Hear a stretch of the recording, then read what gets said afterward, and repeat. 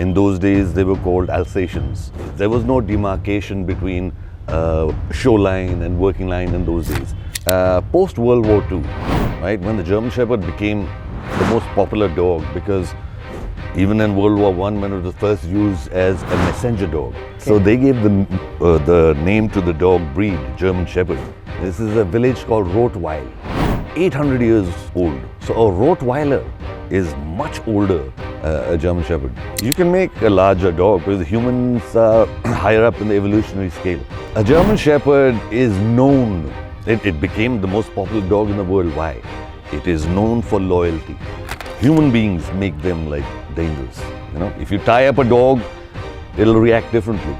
Currently I have 24 dogs, 11 males and 13 females. My oldest is 12. What is the secret to the longevity of your dogs? Care. When I had my first dog, his name was Baadshah. If you're looking for a puppy, a German Shepherd for example, and you're looking for breeders, you should ask them a few questions. Can I come and visit you? I, like many other people, I wanted a male. Defense drive. Females, I've noticed, their defense drive, their protection is one notch above males. Now these dogs, Selva, they are being used to detect cancer. 25 to 30% of breeders in Europe are still feeding raw. Like when you go and take your puppy for a vaccine, make sure the vet takes out the puppy, the vaccine from a refrigerated, like maintained temperature, not off the shelf and like, put it in your puppy. A German Shepherd, like these bloodlines, they have an off switch. That means they can also chill and relax. And when they need to, they'll like, do their, whatever their drives. Exactly. Let them lead them to. Selva, this is the only breed. Name me another breed that has been through 2 world wars.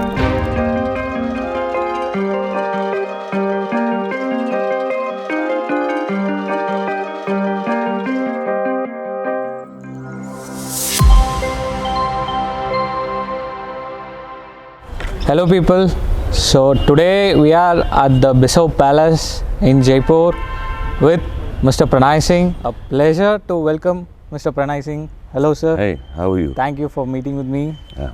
I'm good, how are you? Good, Selva. Yeah, go ahead. I just wanted to know what drove you towards German Shepherd, where you started, how this journey began. This was way back when I was a kid, growing up in this house. Probably 8-9 years ago. 8-9 years old. My uncles, my grandfathers, my maternal grandparents, they always had German Shepherds. In those days, they were called Alsatians. That's another part. Why were they called and all? That's different. But we grew up with these dogs, and they were straight-backed. In those days, there was no demarcation between shoreline and working line in those days. All I remember is they were very active, but they were straight-backed German Shepherds called Alsatians in those days. Okay. So this was the 60s, 70s. Okay, got it. So yeah. I want to know how did the name Alsatian come? Alsatian. A lot of people, Selva, are unaware. Post World War II, right, when the German Shepherd became the most popular dog, because even in World War I, when it was first used as a messenger dog during the 4 or 5 years in the trench warfare in France and Germany, from one sending messages from one trench to the other trench, because there was so much human casualty, and they had to find a way. And the bombardments in World War I, massive bombs going up here and there. The German Shepherd proved its worth at that time as a messenger dog first. Okay. Then slowly, gradually, they came to know about it. Was so versatile. It needs courage when there are all these massive bombs going around in World War I, World War II. Then it became very well used by the German police, and there were breeders there too, looking after the breeders, and then they would be given to the police departments in Germany at that time. Okay. Then World War II happened. It became even more versatile in finding criminals, and the Gestapo, which was the secret police of the Germany in East Germany. So that is the history. And then post World War II, when the Allies had one, British, Americans, French. They were fed up and decided that no, we don't want anything to do with the word German. So there's a place in southern Germany and France called Alsace-Lorraine. Okay. It's an area where in medieval history, like during Napoleon's time and even around that time, this particular area would always sometimes side with sometimes the French forces or sometimes with southern Germany, Bavarian forces. So they were like flip-floppers. So post-World War II, this is a derogatory term, Alsatian. You know, Alsatian. Okay. So they gave the name to the dog breed, German Shepherd, because they didn't want anything to do with the word German. So that's the origin of the word Alsatian. Wow. The breed is the same, like, you know, I mean, which is found all over Germany, Czech Republic, Hungary, Netherlands, France, that whole area, even right up to Ukraine and Russia.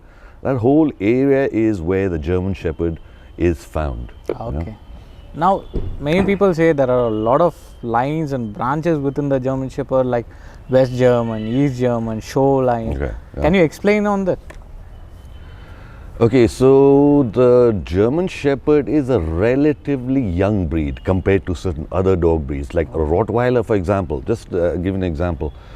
When I was in Germany from 86 to 88, 85 to 88, me and my friends and some German friends, we were driving from Germany to Switzerland. And suddenly my friend Peter says, "Hey Manu, you know where we are?" I said, "No. This is a village called Rottweil.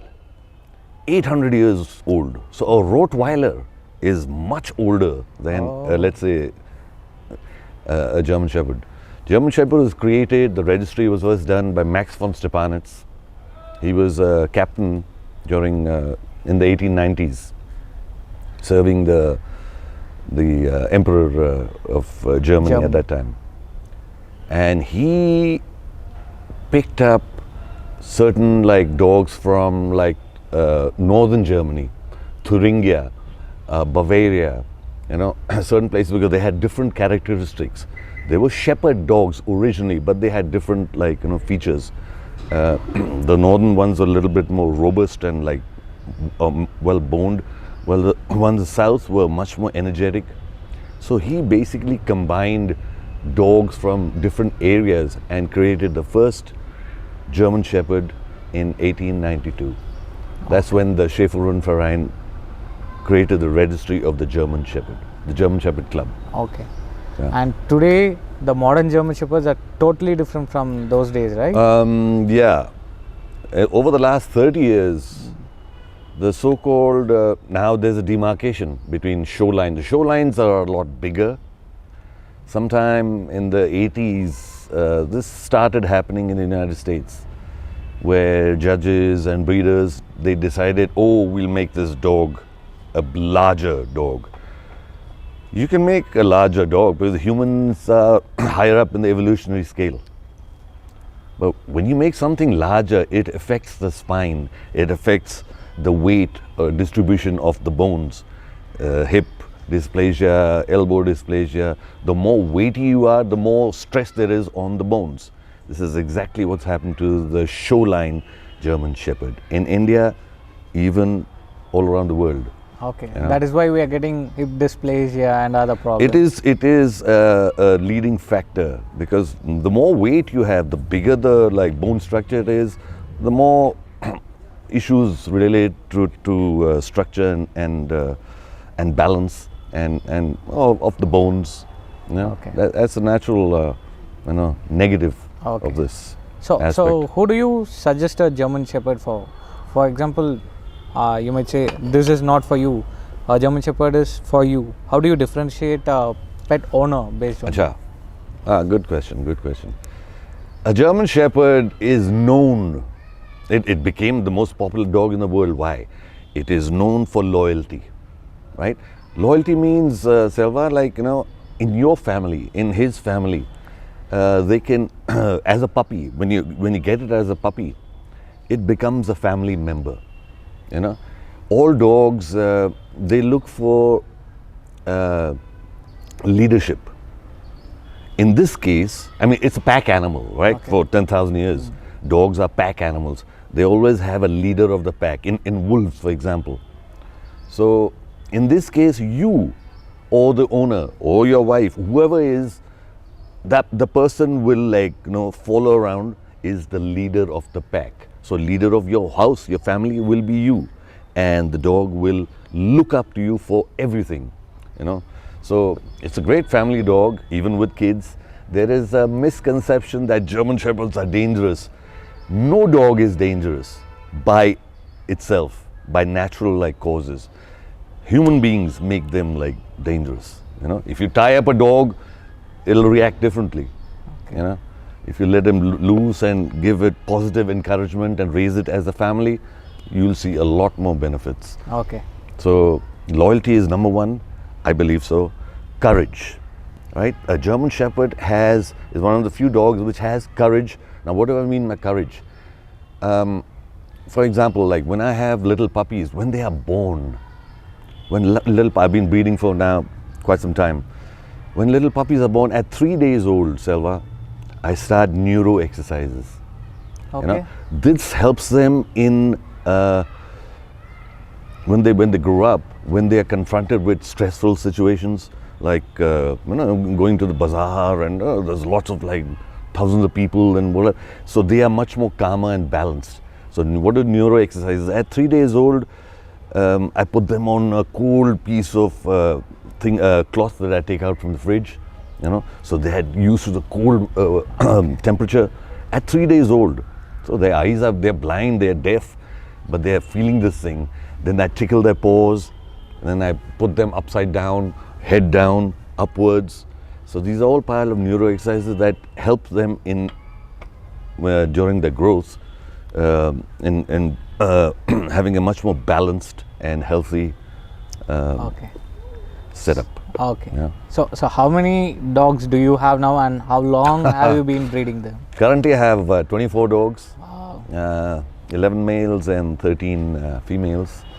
Some of them are retired. My oldest is 12. She is.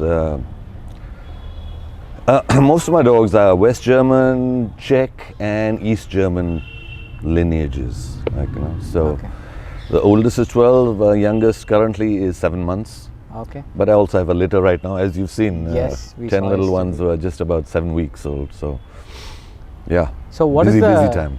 what is the secret to the longevity of your dogs? Care. How you take Care. care, exercise, good nutrition. Okay. Being careful, a lot of owners I've seen, especially nowadays in modern apartments, Selva and higher apartments and all, there are these marble or those artificial kind of flooring which is really slippery. When a puppy is growing up, Selva, it needs grip.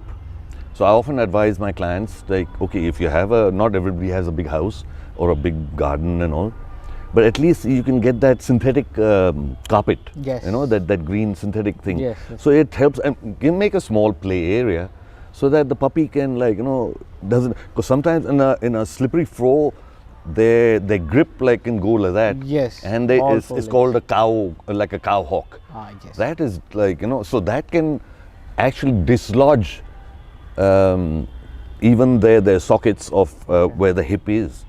So you can actually be contributing to a hip dysplasia Okay. by these kind of floorings, Okay. Especially when the puppy is growing up, joints and their ligaments and all are tender, Okay. till at least about 7-9 months when they are fully grown up.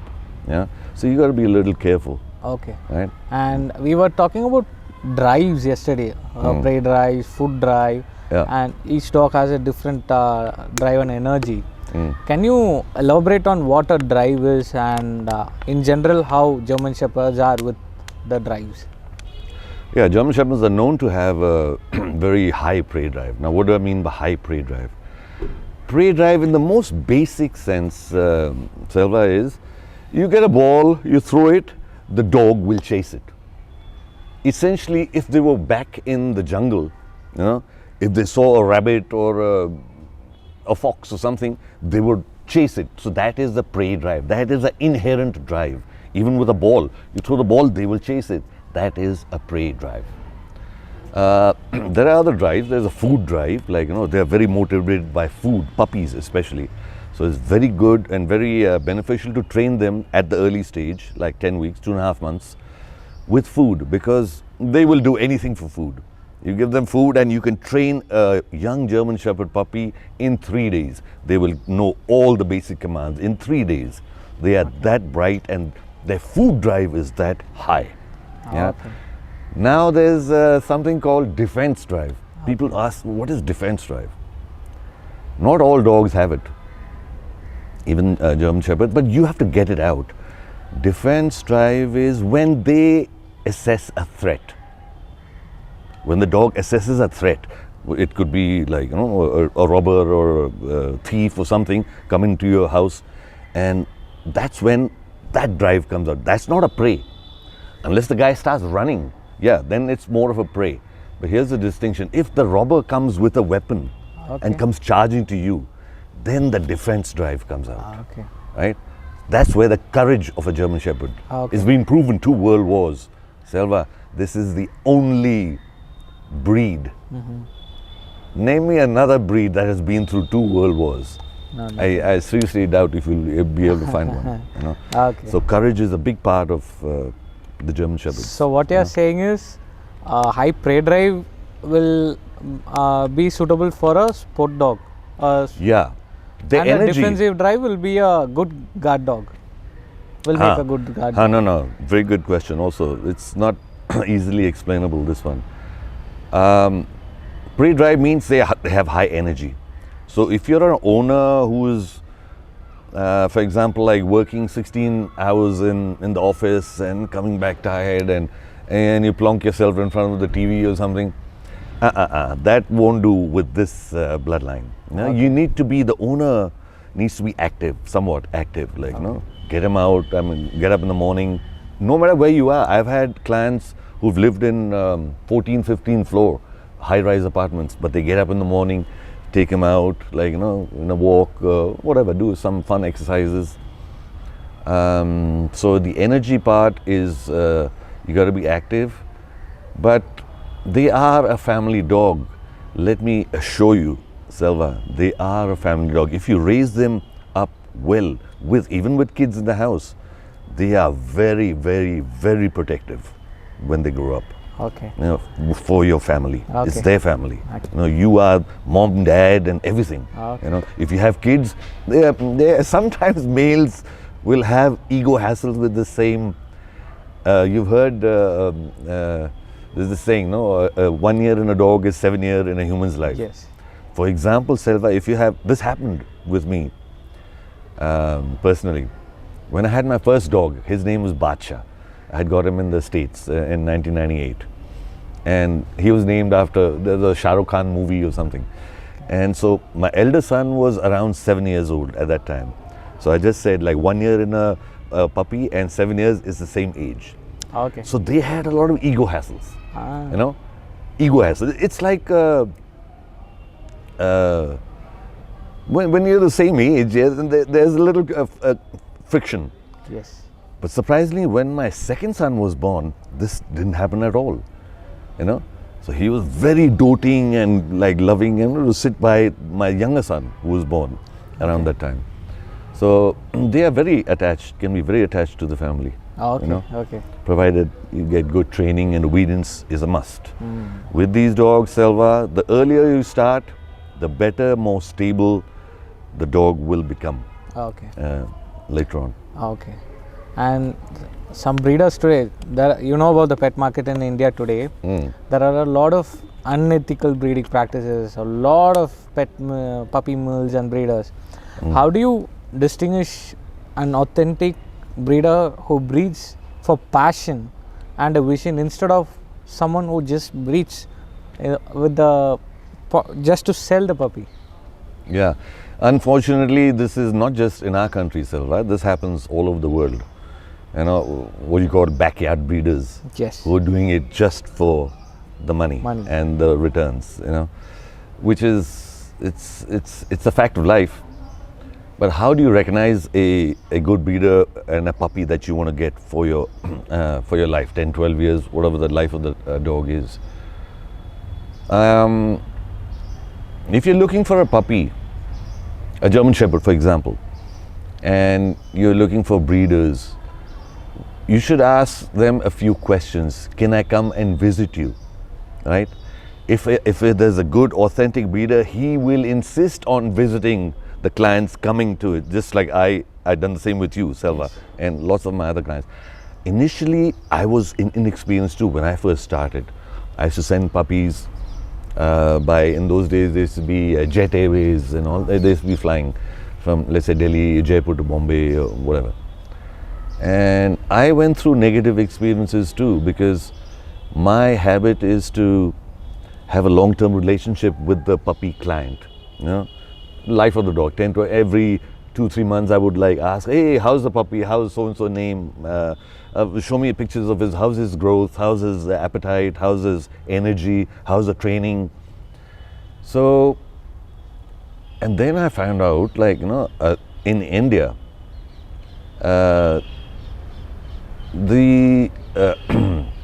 in India there are many so-called buyers who get their puppies, but they don't have time to raise the puppy. Okay. You know, a puppy requires a commitment, Selva, it's like your family member, it's like having a kid in the house. You require a lot of commitment, and you will get like 1,000 times return if you provide that early commitment. I can guarantee you this with a German Shepherd puppy. You know, so, but in India, yeah, there's a lot of people who will get a puppy and they don't know much about the puppy, the background of the breed, and they don't have the wherewithal, the commitment, the time to exercise them, the time to like sit down and play with them, to train them, to teach, to communicate with them. And they often leave the puppies, and you see in all kinds of dogs, Selva, on our streets, whether it's Delhi, Mumbai, Chennai, Kolkata, Bangalore, you name it. There's all kinds of breeds on the dog in the dog shelters, which is a tragic part in our country. But yeah, so you should look for a breeder that invites you over and asks you questions and is free to, like, you know, answer any of your queries. Okay. Right from the beginning. And That's how I determine a good puppy owner, by meeting the client. You know? got it. Before any financial dealings or commitments were for the puppy cost and all that stuff. Got it. And who should choose a male puppy and who should choose a female puppy, or is it more of a personal choice? Initially, Selva, I, like many other people, I wanted a male. You know, it all depends on how you've grown up and, like, you know. But most people, in my experience, are desirous of a male, and I ask them, why do you want a male? Why not a female? Oh, they say, oh sir, like, no, male, we've always had males. And I'll tell you one thing, and I discovered this later because I have lots of contacts in Germany, Selva, breeders. Okay. I've been doing this breeding for about 15-20 years. They've been breeding for 45 years. So they know a lot more than I do. I keep learning every day. That's a different matter. So one fine day, there was this breeder friend of mine in Germany. His name was Hans. Hans is a common name in Germany. He was a very experienced breeder. And I was one day, like, you know, I had gone there for a vacation, but I was seeing a lot of these Schutzhund competitions, you know, in different parts of Germany, Hamburg area, Frankfurt area, down to Munich area. And I attended about 5 of these Schutzhund competitions. And I noticed in the, let's say, the final last 20 dogs that were out of 100 dogs or whatever, were in the final round of the competition. And I noticed out of the, let's say, 20-25 dogs, about 60% were females. I said, hey Hans, like, what's the deal with this? He said, Pranay, why do you think so? I said, no, you tell me, no, you're the guy with the experience. He said, just think back, Pranay. Go back, like, you know, hundreds and thousands of years. If once they were in the jungle, No, once before they became domesticated dogs, right? They were in the jungle. The female has to deal with a lot more, especially when the female has puppies. Female has to make sure there's no males around, because the male will come and eat up the puppies and trying to get the female into estrus cycle again. That happens a lot in the mammal kingdom, right? Even now. Yes. You know, so that is one reason the females' intuition, females' defense drive. Females, I've noticed, their defense drive, their protection is one notch above males. That's why in the Schutzhund competitions called IGP and all, there's a lot more females than males, you know, because females are better at this sort of thing, you know, not just the obedience and the protection part, but sniffing. Let's not ignore sniffing. The dogs, the German Shepherds are, they're giving an example. In humans, we have about 5 to 6 million olfactory senses in our nose. These dogs have 30 million. So their sense of smell is acute, much greater than ours.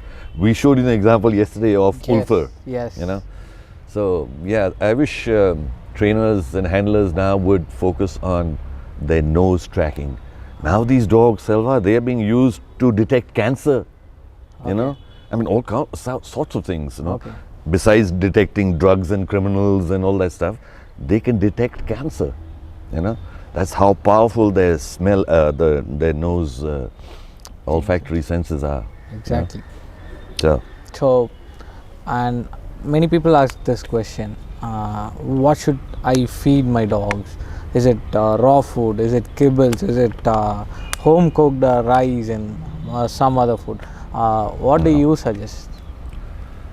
I'll go back to my experience with some of these German breeders. Even now in Europe, I'd say about 25 to 30% of breeders in Europe are still feeding raw. So raw is definitely more beneficial. But in today's modern world, like, where do you get safe, hygienic, sanitized raw food? You can't get it from the local butchery because you don't know, I mean, the conditions there of how the animal is being, what is that animal being fed, whether it's whatever it is, what have they been fed, you know, before being like slaughtered to feed our dogs. So raw is the best if you know and know how to manage it. In India, there's a couple of ISO companies. One is BARF, I think is Goa based.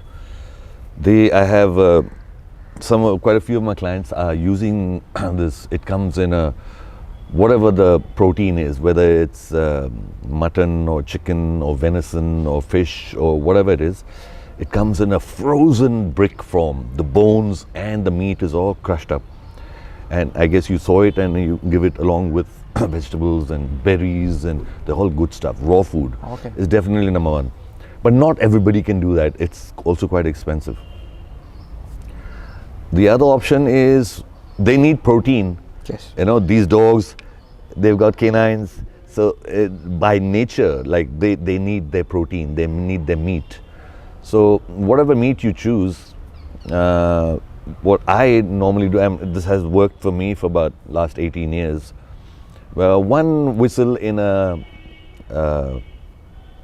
what's it called? The cooker. Yeah, the pressure cooker. Yeah. So whether it is your meat or whatever, add with a little rice. Rice is it's a neutral, zero like nutrition, but it's easy on the stomach. Wheat is a no-no, rotis. Wheat is an allergy causing thing for at least for a lot of dogs for skin. You know, so try and avoid wheat. And seasonal vegetables, that's what we give them, along in the 1 CT of the pressure cooker. So meat, rice, chicken, whatever meat you decide to use, 1 whistle is enough. Cool it up and then give it. Okay, so we discussed raw food and 1 whistle pressure cooker. Of course, in modern days, convenience is the kibble, the dry kibble. There's all kinds of brands available in our country, in India too. Every brand is available, premium brands. They are good, they have all the necessary ingredients, but essentially, as Selva, it's still processed food, right? It's good, but if you rely completely on that kibble over a long term, in my experience, in view, it's to the detriment of the dog for a long term. You can use kibble till about 1 year, but then try and gradually get them onto natural food, natural food that you're cooking in your own kitchen. Okay. You know? So kibble is also good, but it's more convenience. Okay. I wouldn't suggest it as number one that I would feed my dogs. Okay. I keep it as a substitute. Got it. Yeah. And my next question is regarding vaccines. How important are vaccines for the dogs, or are they important? No, vaccines are important because puppies, when they are born, their mother's milk's immunity lasts for about 6 to 8 weeks, and around that same time, like 35 to 40 days, the vaccine protocol is recommended for the 4 core vaccines like distemper and parvo and hepatitis and all that. The 4 core vaccines you must give around that same time. So the vaccine also takes time for the immunity to build in the puppies. So so once you get them at around that 40-day mark, then you repeat at 4 weeks. Okay. That same booster vaccine. And in some cases, depending on what part of the country you are. Certain parts of the country, like Northeast, for example, there's different strains of bacteria in that part, in the Northeast. Some maybe in South India is different than, let's say, here in North India. Yes. So you got to be careful with and talk to an experienced vet who knows about all these. And vaccine protocol for owners who are getting puppies. This is for to be directly involved.